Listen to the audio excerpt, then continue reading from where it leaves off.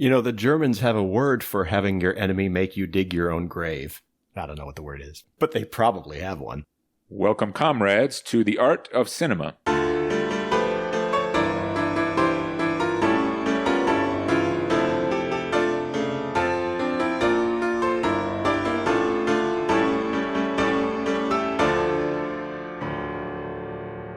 I am Colonel T, Minister of Propaganda of the People's Republic of F. And I am your glorious leader, General Secretary F, the namesake of the nation in which I engineer the revolution. Today, sir, we'll discuss Saving Private Ryan, the number 3 entry on our list of the top 10 films of the 1990s. Ah, yes. A war film. That's apropos, Colonel. For hostility and devastation are the want of the imperialists. Without war, there can be no capitalist imperialism. But I digress, Colonel. You know, by the way the Americans marketed this movie, you'd think it was called Saving Private Property. Sir, at the start of Saving Private Ryan, it's the 90s, and an old American man is visiting a cemetery in Normandy with his family. He kneels before a gravestone and is overcome with emotion. Is it a gravestone for capitalism? No, sir.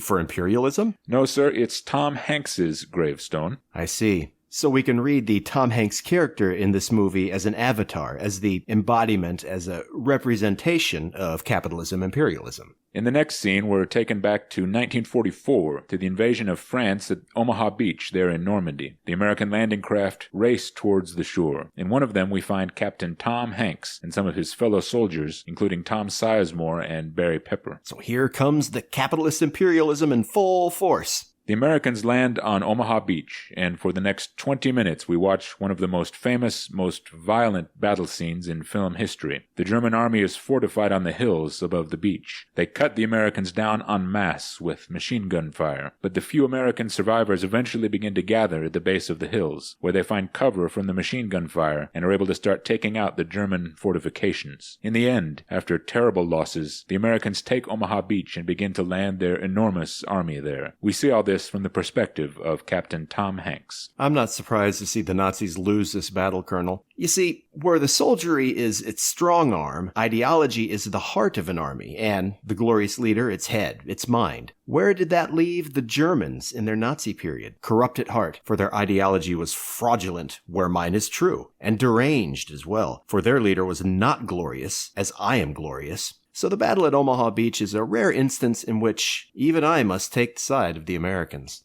Back in the United States, at one of their war offices, clerks are typing out letters of consolation to the bereaved families of their fallen capitalist-imperialist soldiers. One of the clerks realizes that 3 such letters are about to be sent to a single household. 3 of that family's sons have just been killed in the war, 2 in the invasion of Nazi-occupied Europe and 1 in the Pacific. The young man's mother will soon be informed of the deaths of her 3 sons. So the clerk brings this matter to the attention of Colonel Bryan Cranston. Colonel Bryan Cranston? He's a colonel like you, Colonel T. He's instituted military rank into his meth empire. Does that make Colonel Cranston subordinate to General Giancarlo Esposito and superior to, say, Lieutenant Aaron Paul? We don't see General Esposito or Lieutenant Paul in the film, unfortunately. Ah, what a shame. Aaron Paul, because one first name is not enough. Colonel Bryan Cranston visits General Harvey Presnell, who's also William H. Macy's father-in-law in Fargo. Colonel Cranston explains that in addition to the 3 brothers who've just died in the war, there's a 4th brother who parachuted into Normandy the night before the invasion. They don't know if he's still alive. But General Harvey Presnell is sure that the family's last surviving son is still alive and orders that he should be found and released from his service in the U.S. Army.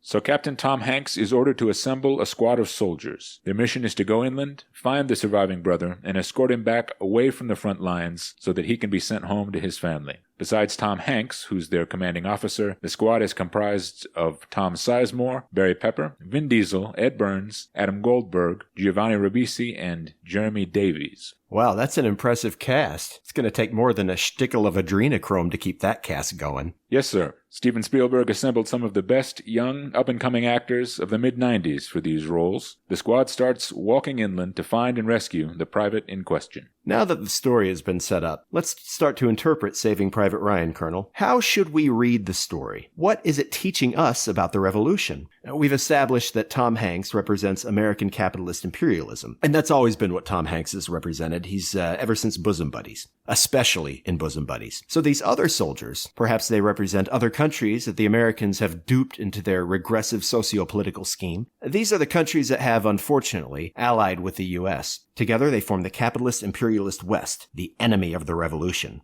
But what about this Private Ryan they're trying to rescue from the war? With the world around them nothing but chaos, violence, and destruction, all of it representing the dizzying change of the revolution, it's clear that Private Ryan represents the desire of the capitalist imperialists to salvage a future for their false, outdated ideology. If they can just get to him, if they can just protect him, then perhaps they can continue in their regressive ways. So let's see if our capitalist imperialist heroes succeed. Once again, General Secretary F correctly interprets the plot of the film, sees what's really going on. As Tom Hanks leads his squad of soldiers in search of Private Ryan, they encounter German resistance. The film presents us with a number of very personal death scenes. We hear characters speak their last words. We see what they're feeling and thinking in their final moments. This personalizes the war for the viewer. It's a major theme of Saving Private Ryan that these are just ordinary people fighting this war, ordinary people doing unthinkable things. Since the later 1960s, it's been common for Hollywood to portray soldiers as bigots, buffoons, or destructive madmen. In Saving Private Ryan, they're ordinary people forced into impossible circumstances. They're not exceptional, remarkable people like me, your glorious leader, General Secretary F. Jeremy Davies' character is a good example. Before he was chosen to be part of Tom Hanks' squad for the Private Ryan mission, he'd been serving in the war as a German language translator and interpreter. At one point, Tom Hanks orders the squad to attack a German machine gun nest, and Giovanni Ribisi is killed. There's one German survivor, and some of Tom Hanks' squad force him to dig his own grave. They're planning to execute him as soon as he's done. But Jeremy Davies convinces Tom Hanks to order that the German be set free. Later, in the final battle of the film, Jeremy Davies corners a group of disarmed German infantrymen. One of them is the very man he'd convinced Tom Hanks to free earlier in the film, so the German speaks to him as a friend. But at this point, Jeremy Davies has seen the horror of war. He's watched the Germans kill his countrymen, so despite being the gentle soul that he is, he guns down the very German soldier he'd earlier set free before capturing the rest. This is what war does to people, sir. Actually, Colonel, it's what war does to people when they don't have the revolution to fight for. Let's compare the German soldiers in particular to our People's Liberation Army. The German soldier knows he isn't fighting an heroic war, a just war, because he knows that he fights only for the plunder and oppression of other nations. What jingoistic hymns can the German soldier sing in the name of such a cause? What is there to inspire him, to set his mind at ease? But the People's Liberation Army sings with pride of its fight for the revolution, for progress, for the one true socio-political ideology. Yes, Colonel, that is why our People's Republic of F People's Liberation Army, or PRFPLA for short, marches forward untainted by the angst and confusion that beset Jeremy Davies and his comrades.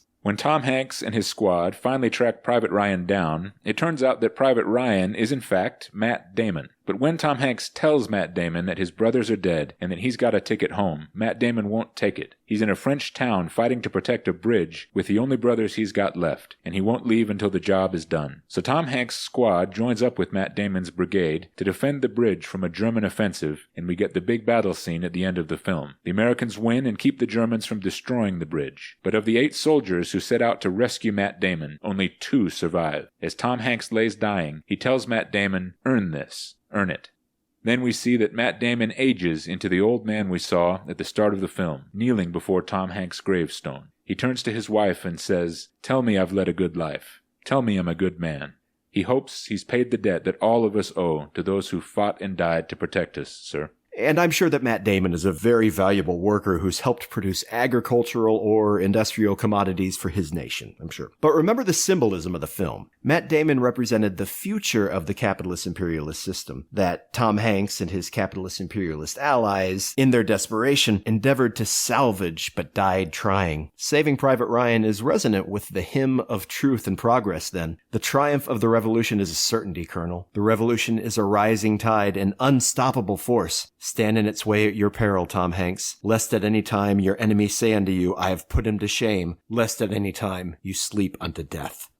This has been The Art of Cinema with our glorious leader, General Secretary F. Let us maintain vigilance against the ever-looming threat of an American invasion. You are required to report any non-participation or dissent amongst your comrades. Don't forget to tune into The Art of Cinema again next time to find out which film from the 1990s is ranked at number 4 in your next mandatory re-education session.